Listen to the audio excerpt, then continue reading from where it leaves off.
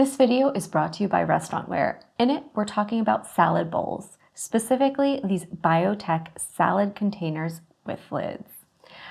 They come in a couple of sizes. We have here the 44-ounce bowl, which is also available in a 25-ounce size. And then there's the matching lids for these bowls, which you can see are a nice clear plastic to help show off your beautiful salads and prepared meals.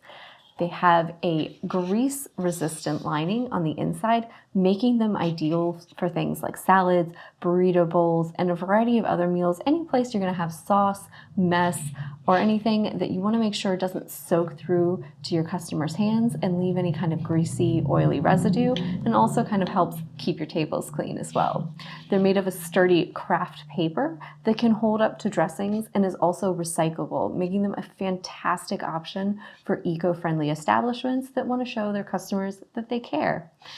So they're really great, and you can see they've got a nice lip on the bottom and a sturdy reinforced rim to really help them hold those heavy ingredients.